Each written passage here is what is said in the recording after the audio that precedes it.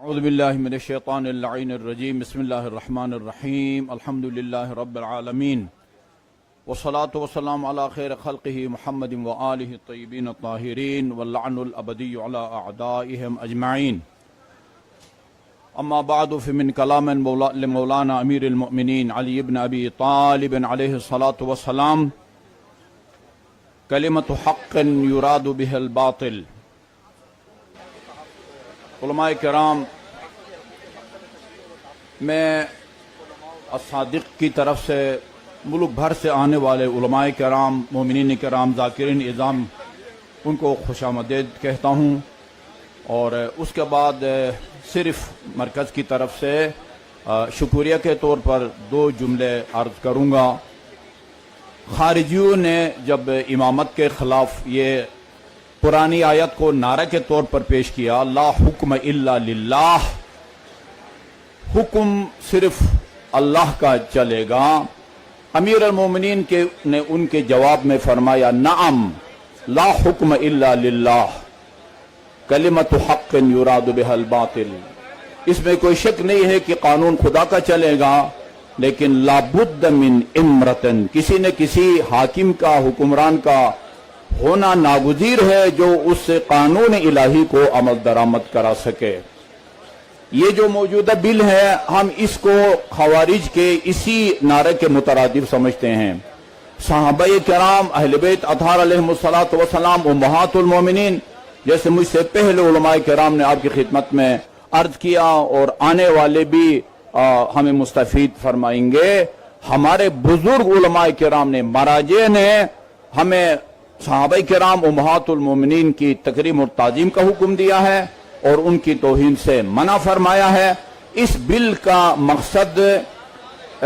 تشیع کا راستہ روکنا ہے، تشیع کو دبانا ہے، شیعوں کو دبانا ہے، اور جو یزیدی سوچ ہے وہ جو پہلے دبی ہوئی تھی، اب اس کو یعنی اونچا کرنے کی کوشش کر رہے ہیں، اس کو ابھارنے کی کوشش کر رہے ہیں۔ اور وہی سوچ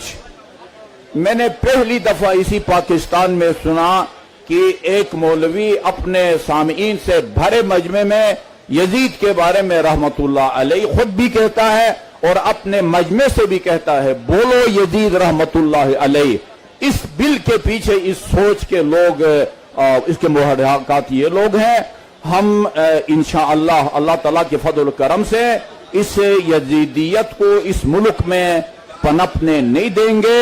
اگر 20 بل پر عمل درآمد ہوتا ہے خدا نخواستہ، اس کا نتیجہ یہ نکلے گا کہ اگر آپ خود صحابہ کرام کی توہین کریں گے، خود جس طرح ان کی کتابوں میں اللہ کی توہین کی گئی ہے، رسول کی توہین کی گئی ہے، امہات المومنین کی وہ توہین کی گئی ہے جو میں زبان پر نہیں لا سکتا، اس کو انہوں نے کتاب خدا کے بعد بقول ان کے سب سے معتبر کتاب کے اندر جو توہین کی ہے، وہ میں اپنی زبان سے بیان نہیں کر سکتا۔ یہ وہی لوگ ہیں کہ جنہوں نے چند سال پہلے آپ کے جنگ میں ایک بزرگ صحابی کا نام لکھ کے کتے کے گلے میں آویزان کر کے شہر میں چھوڑا، پتہ چلا کہ یہ وہی لوگ تھے۔ پنڈی کا جو واقعہ ہوا، یہ 2-4 سال پہلے کی بات ہے، اس میں بھی آگ لگائی گئی، تشدد کا مظاہرہ کیا گیا، بعد میں ملک کے مقتدر ترین اور معتبر ترین ادارے کے سربراہ نے آ کے کہا کہ یہ کالے کپڑے پہن کے وہی لوگ آئے تھے۔ تو اللہ تعالیٰ آپ سب کو توفیق دے کہ اس خانہ جنگی کی طرف لے جانے والے اس بل کو روکنے میں انشاءاللہ آپ کامیاب ہوں گے۔ اللہ تعالیٰ کی نصرت اور قائم آل محمد کی توجہات خاص آپ سب کے شامل حال رہے۔ والسلام علیکم ورحمۃ اللہ۔